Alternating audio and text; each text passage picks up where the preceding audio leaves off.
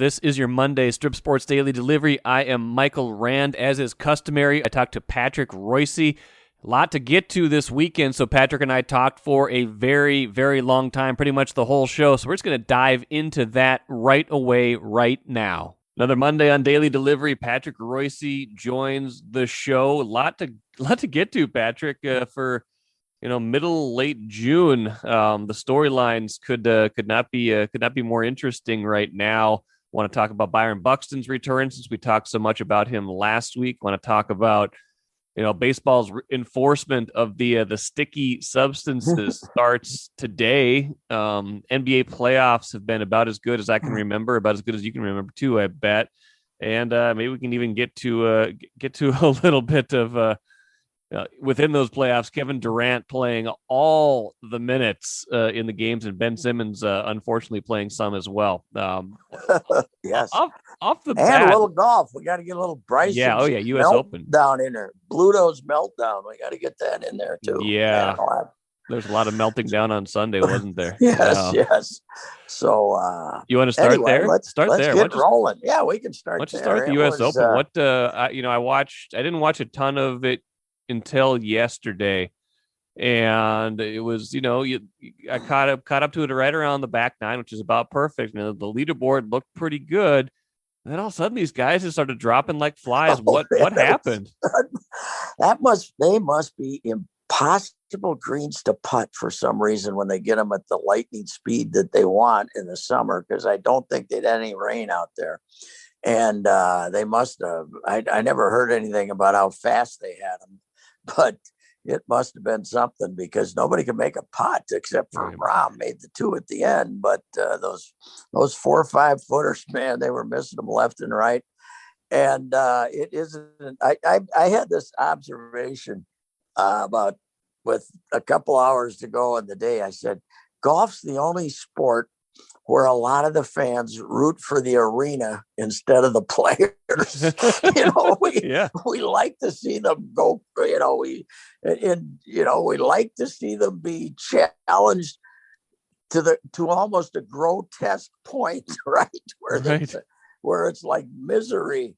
But we found out something. I remember, Korzenowski. Korzenowski told me about 7 years ago. He says, Rory McIlroy will never win a Masters because he can't putt. And so this got me looking closer at Rory as a putter. And he's right. He can't putt. He can't make enough putts to win a big time tournament anymore. He was phenomenal as a kid, but he can't putt. But DeChambeau, man, when it went, that he led on the 10th tee, and I think then shot the highest back nine of the day. I believe that I heard that he shot the highest, 43, highest back nine of the day, and that quad he made, the 8 where he was hitting it back and forth, and then his quote afterwards was, "I didn't come off the rails at all. I've hit it just like this and won tournaments." I hate those guys that can't fess up to choking, but that's athletes and they have a lot of defense mechanism. But this sport, Mike, I've always felt that there's more fate involved in golf than any other sport. And that goes back to when Ben Crenshaw won his second Masters. Because he won his first one. He was a good player. That was 86, and he could roll a putt better than anybody. By 95, he couldn't break an egg. He couldn't hit it out of the room. He got on the senior tour a few years later, and I think won once. He was brutal. He was terrible. He was terrible before 95 and terrible after 95. And yet Harvey Pinnock died that week. His big, great mentor, his big buddy, he gave the eulogy at the funeral. And then he came and won the Masters out of nowhere. I mean, he dropped out of the sky and won the Masters. And then we had Sergio, somehow playing terrible. He ended up, Sergio couldn't do anything anymore. And it was the anniversary of Seve's death, right? Remember that? I do, yeah. And the whole thing, and he won the Masters. And you get all these mystical connections to things in golf. And I think Rahm having the one taken away from him 2 weeks ago. And he basically said it. He said he believes in karma, and he gets taken off the golf course with a 6-stroke lead 2 weeks ago, loses $1.5 million, and comes back and makes two of beautiful putts on 17 and 18 and wins the tournament. And he is not an Adonis golfer, is he? He doesn't have that. He's kind of got that fat trunk on him. He's got the fat rear end and the pot belly and he's not the dashing Spaniard that Seve was. No. But he can really play. And he played much better than everybody else did yesterday. And it turned out to be a great tournament. Torrey Pines, the Torrey Pines these guys play in the summer or the late spring is always a lot different than the one they play in the winter. The USGA gets in there and toughens it up something fierce and makes the rough. They did something with the rough, because remember last year, DeChambeau was able to just blow it so far down there that the rough didn't bother him. I think they grew the rough thicker, like at 320 yards. I think he hit a couple out of there that looked like it was hitting out of like a giant salad. It was just it was so much stuff that he had to hit out of. Yeah, I think that I was thinking when I was watching them last year, I was saying, next year, these guys are going to have the rough, like from 310 to 340 is going to be like cabbage, because they don't want some guy. The rough has always been a famous part of the U.S. Open, and they don't want some guy to make it completely irrelevant, as DeChambeau did last year by just blowing it down there so far that even if he was in it, he could still hit a pitching wedge up to the green. And if you can get a wedge on, if all you need to hit is a wedge out of that stuff, you can handle it. But they grew it so high this year at certain places that he couldn't do that. But man alive, it turned into a crazy day. And I watched a lot more of it Sunday than I had the rest of the week too. But it was, Rahm's a very good winner. It's kind of odd. I don't think most of the non-golf fans realize that he's even Spanish, right? Because I think isn't it John Rahm Rodriguez or something like that? I can't even remember what his last name. Yeah, but he dropped that and went with the Rahm, and that makes it a little confusing for people. But a hell of a player, there's no doubt about it. Enjoy your money your way when you switch to Royal Credit Union. You can pay friends and family for free, deposit checks on the go, and even get alerts about your account sent in real time. Stop in and open your account today, or get started at rcu.org/yourway. Insured by NCUA. After that was over, did you happen to flip over to watch the final game of Ben Simmons' misery? Yes, I did. What a town to choke into, Philadelphia. Game 7 in Philadelphia. The path could not be clearer for them, right? They got through the first round pretty comfortably. Then they get the Hawks, who fine team, but definitely one of those hey, we made it to the second round, that kind of teams. You don't ever expect them to win. And then the Nets had already lost, so they're going to play the Bucks. You could see them beating the Bucks. So here's the amazing part. They lost to the Hawks when Trae Young went 5 for 23. Yeah, it was Kevin Huerter. It was the Kevin Huerter show. That's who you lost to in Game 7. Yes, and but Simmons only took 5 shots because he was so fearful of getting fouled. He was so embarrassed at his free throw shooting, as he should be, that he Doc basically called him out. Did you see it after the game? No, I didn't see that. What did he say? They said, can Ben Simmons be the point guard on a winning team? And he said, I don't know, but I don't know if he can or not, basically, he said. And he had 13 assists yesterday, but only because he wouldn't shoot.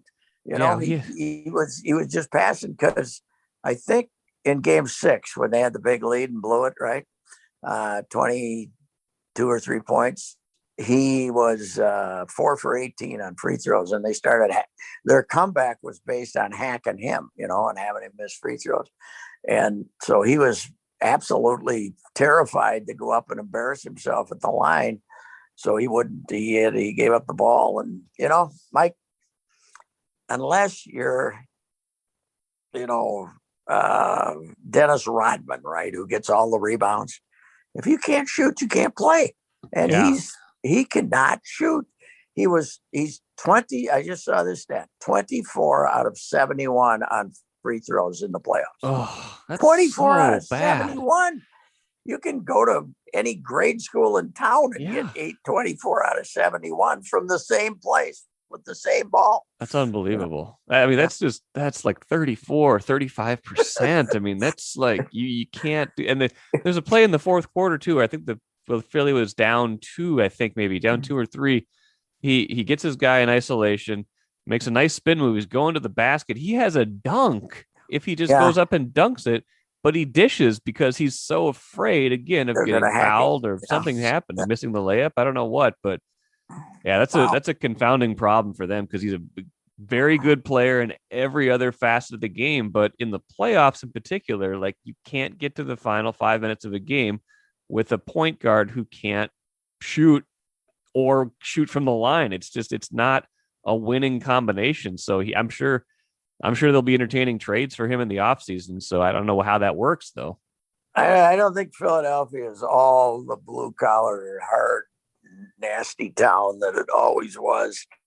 I think their sports fans are probably, cost more money. So it's a different group, but man, when they get down on you, they invented nasty sports talk on the radio in that town. And I can't imagine the way. There's nothing. I'm sure they enjoyed for 20 minutes the Eagles winning the Super Bowl. Right. I walked through the Skyway with some of those happy fans, and then they probably were done after that. Yeah, and but you could, they ran Doug Peterson out already, right? And there's the Doc could be one and done there too, because they cannot be happy there because Philadelphia always was a great basketball town, but with the 5 colleges and the whole deal. But I don't think that's probably changed too with the, to some degree. But I am sure that they are getting killed today down in Philadelphia for that collapse. I think I saw a tweet from Bobby Marks from ESPN said, I can't recall ever seeing a team getting booed off the court after a game 7. That's a home team getting booed off the court. So they were letting them have it last night. Usually, right. Usually it's like, man, the season's over. Then you kind of get the, hey, good season cheer to, even after it's all done. That did not happen for the 76ers in that game. It's just, so it's like the Bucks and the Hawks. Like I would not have. Yeah. Like I pointed this out on Twitter. You know where the Hawks were before they were in St. Louis, don't you? Milwaukee, 1951 to 1955. Okay. And their last year in Milwaukee was the first year of the great Bob Pettit. Okay. Who then went to St. Louis. So that's like us losing Elgin Baylor, and we still hate the Lakers, right? So Milwaukee should still hate the Hawks for taking Bob Pettit out of their town. So I think it's a revenge game, a revenge series for the Bucks. I got to tell you though about Philadelphia. The Viking fans had a lot of experiences there, but that's in the new ballpark, right? The new stadium, which is like it's high class compared to the Fed. Right. And in my many years of sports writing, the most crazy scene I have ever seen in my life is I was on the way to either the ALCS or the World Series or something in New York. And I stopped on a Monday night because Herschel was with the Eagles. Okay. And the Cowboys came to town Monday night. They kicked off at 9:10 p.m. That's when they were still kicking off at 9:10 p.m. And I got out. I had a cab drop me off maybe at 6:30 maybe. And I walked basically from the street to the press entrance through the crowd, 250 yards, 300 yards, maybe. I was never so verbally abused and threatened in my life because I was carrying a type computer or something. They could tell I was carrying something. Yeah. Many references to the fact that I was somewhat overweight and very sincere questioning of my sexual preference every time I walked. Every step I took, it was unbelievable. The drunkest mob of human beings I've ever seen. And this was at least 2.5 hours before kickoff. It's unbelievable. And you weren't like, you weren't identifiable as like a Cowboys fan or something like that. Like imagine what a Cowboys fan gets in that scenario then. Right? Yeah, it would have been like, it was unbelievable. That was at the vet, the old blue collar crowd where they had the jail downstairs, Right. When they arrested people, they were processed them down in the basement. Right. It was unbelievable. God almighty. It was alcohol and football, man, a bad combination. No kidding. What did you, I want to get back to the NBA for 1 minute before we turn to the Twins for just a little bit too. Did you see the end of the Game 7 of Nets Bucks? Because I'm starting to wonder, Patrick, if maybe playing Kevin Durant all 53 minutes of Game 7 after playing him all 48 minutes of Game 5, this guy, veteran, coming off of major injuries. I know he carried them. It almost worked. If his shoe was an inch shorter, they might have won in regulation. But man, Thibodeau's got to be sitting there saying, I get killed for playing guys 39 minutes. They played him 53 minutes. What was that? Why did they do that? I don't know. Was like a macho thing for Harden played the whole way too. And he can't move. He's injured. I don't know what it was. It was like they're like, this is the only way we can win. I guess we don't have enough good players. So Kevin Durant and James Harden, who are limping around the court. Steve Nash must have played 53 when he was in Phoenix or something. But that's a different type of game where Durant's getting beat around. Yeah, it didn't really make any sense. Just that, that little 3 minute, 5 minute blow at the end of the third quarter or sometime in there. I don't like the fourth quarter taking the rest at the start of the fourth quarter, but I would have given him 3, 4, 5 minutes at the end of the third for it's, as you're right. I mean, Durant's not as young as he used to be. No, although he was drafted in 2007. I mean, but boy, he did reestablish his greatness, didn't he? Sure. He's something. He's a weapon. But I'm happy for the Bucks because I when they were down 3-2, I didn't think they were going to get her done. Did you? No, I didn't think so at all. I thought they were cooked. I thought it was going to be, it just seemed like a foregone conclusion, especially at the start of the series, that it was going to be Philadelphia against the Nets against Brooklyn. You're going to have this kind of great series, and now it's Bucks Hawks, and it's just, and then the other side is, kind of wide open too. You've got, it looks like this. I feel like the Suns. If Kawhi's not going to play, though, the Clippers don't have a chance. Yeah, the Suns look pretty good right now. Suns can win. Devin Booker's fantastic. Yeah, he is. He was great. And Chris Paul, I think Phoenix can operate better without Chris Paul than the Clippers can without Kawhi Leonard. But hey, it's been, I don't know how it is for ratings, but it's been great for fans not seeing the same teams and with the playoffs being a lot more predictable and unpredictable. And one more thing, Harden, Durant, Kyrie. Okay, fantastic for the 20 minutes they've been on the court together this year. But the injury history of those three guys, not Harden until last year, but it started last year. It just tells you that you're not going to have them. The idea of them all staying healthy through a whole playoff run just does not exist. They all get hurt too often. So that sport is harder to keep a full complement of players together. I mean, the NFL obviously harder, but you got a lot more players. But as important as key players are in that hard, you're just always one step from turning an ankle or some damn thing. It's a tough sport to stay healthy in when you get into the grind, man. Absolutely. It's a good segue back to the Twins too, Patrick, because Byron Buxton, I was surprised based on the narrative that we were kind of hearing from Seattle when he didn't play, even though he was on the trip. Had Phil Miller on Friday's show, and it sure seemed like we were headed for another rehab stint based on how he had run in a little, trial out there in Seattle. But then he gets activated and he plays Saturday, Sunday. He beats out a grounder that's pretty important Saturday, hits a home run on Sunday to get that game going, and suddenly he's back, I guess. What do you make of everything the timeline of everything? I don't know. The Rocco I guess, was not trying to get any expectations up, but some dramatic change took place between Thursday and Friday. I don't buy it. I don't know. I'm wondering if somebody up above say, did the doctors say he can play? And they said yes. Then play him. Although supposedly, I don't know, maybe he doesn't, maybe he only trusts because supposedly he got the okay from the orthoped for the Rangers, who's supposed to be a well-known guy on Thursday.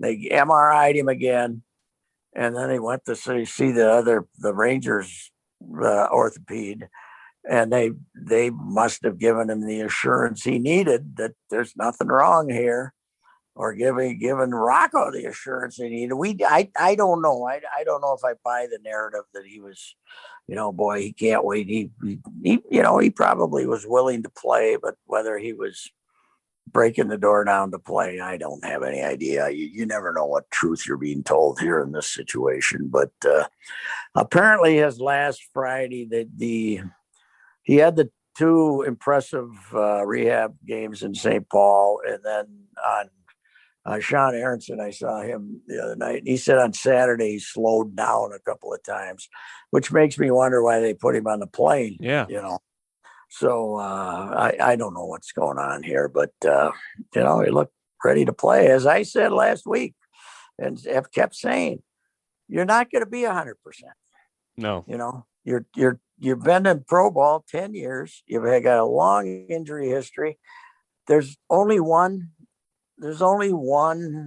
thing here. I'm good enough to play. That's good. It's not, I'm 100%, blah, blah, blah. How are you doing? I'm good enough to play. Are you injured or are you hurt? It's kind of the distinction, right? Right. That's right. Yeah. Are you injured? Or are you hurt? And I had a home run he hit yesterday. Oof, killed that ball. Yeah, he did. That ball was smacked. He's certainly a better hitter than he's ever been. And it does make a difference. I'll tell you that. And you know what? The nice difference of having him back and Kepler back and everybody, you can platoon Kirilloff and Sano at first base. Right. You don't have to play Sano. That's the best part of it. I don't care what anybody wants to tell me.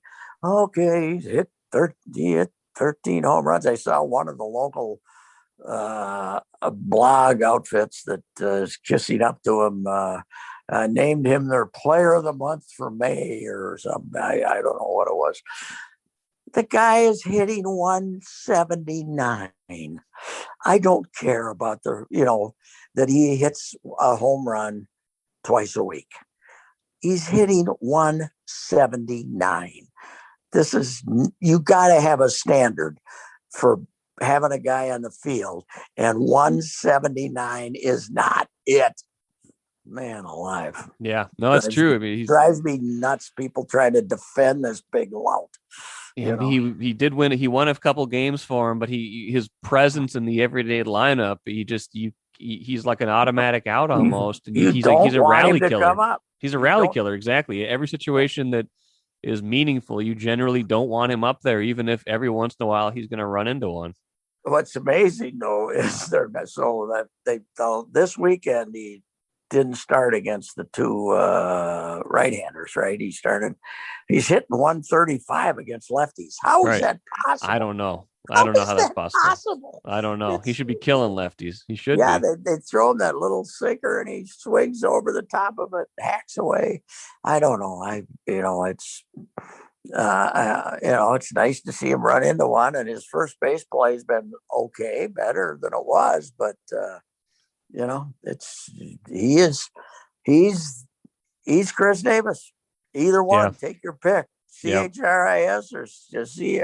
He's Chris Davis. He can't handle modern velocity, and he can't handle modern variety of pitches. Now we'll find out tonight. I was going to say, is the pitching going to change? Is he a victim of the spin rate, Patrick? Is he a victim? Spin rate? I think he is a victim of the spin rate. And boy, did Joe West know what he was starting when he said, "Hey, change your cap to that guy" about a month ago. I don't know. I mean, Joe West started this whole thing because then Schilt, the manager, went in and said it's happening all over the league. Right. Blah blah blah. What do we? I mean, that whole thing triggered this, and it's amazing what has happened in a month. And last night I was listening to Timmy Kirkjian and Olney and the rest of that crew on before the Sunday night game, and they're talking about like today being one of the landmark days in baseball history because they're gonna start checking pitchers. And I mean, what are you gonna do? This is not just waiting to see a ball that's suspiciously marked.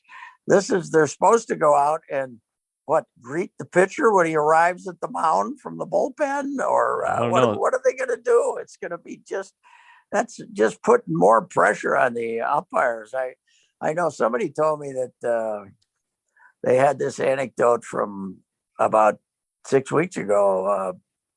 A hitter was up and a baseball did something it shouldn't be able to do, and it did whoosh, went over to the, just jumped like it's not supposed to jump, and obviously was loaded up with whatever we found out, spider tack. And the hitter turns around to the ump and says, "Did you see that?"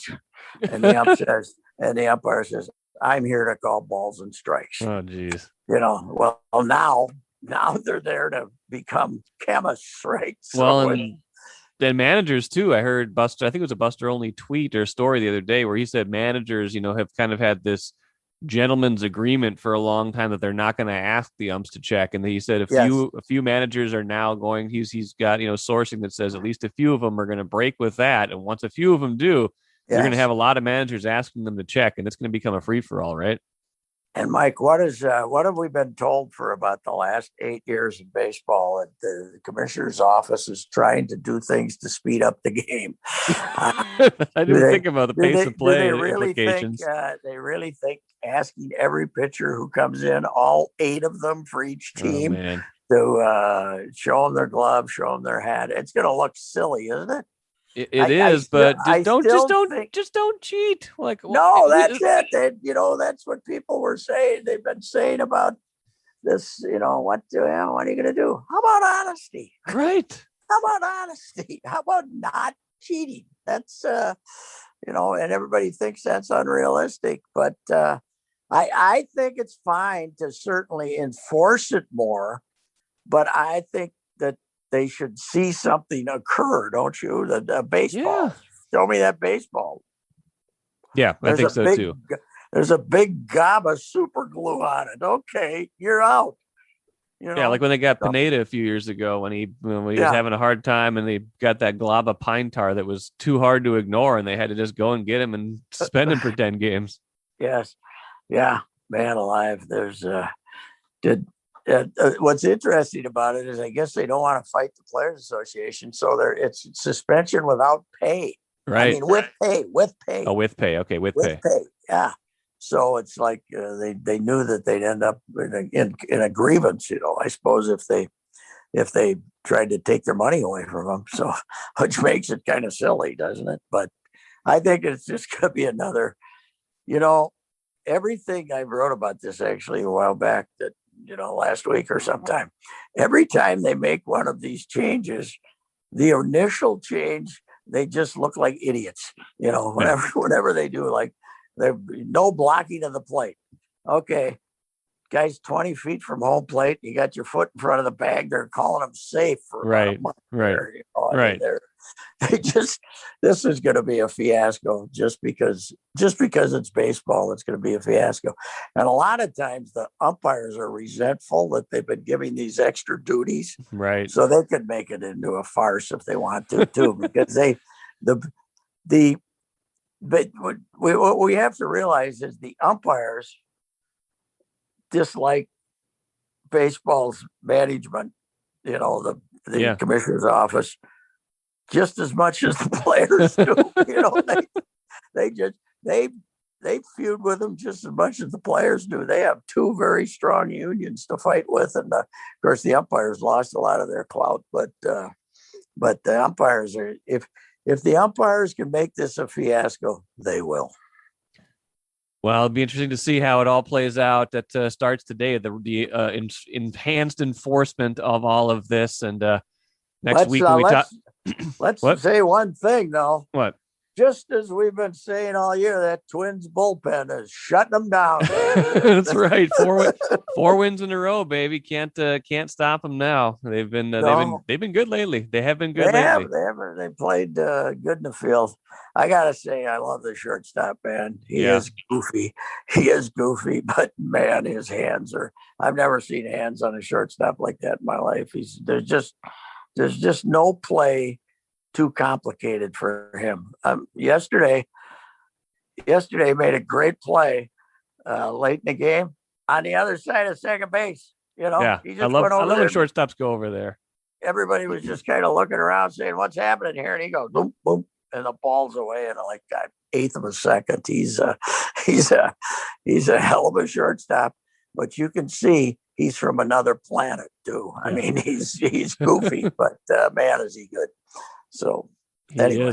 He is. Glad we're getting to see him more. Maybe we'll see what the Twins can do in the next month here before the trade deadline. Probably not much, but hey, 4 in a row is better than 4 losses in a row, and we'll see where they are next week when we talk again. Patrick Reusse, great stuff as always. We'll get you again down the road. All right. All right, sir. Let's end with the cooler. I'm going to dive into this maybe more a little bit later in the week, but Ben Simmons, Patrick and I talked about him. He's certainly going to be mentioned in trade speculation in the offseason. I want you to think right now, is that somebody you would like the Timberwolves to pursue, and is that somebody you think they will pursue? Thank you for joining here today. Patrick Reusse was great. Had fun talking to him. We'll have Marcus Fuller on a show a little later this week, and we'll talk to you, the fans. We'll have a few of you on as well to talk about Bally Sports North and the frustration you have felt with that, and spinning forward to the future of Bally Sports North and TV viewing with sports as well. Thanks for listening today. We'll catch you again on Tuesday.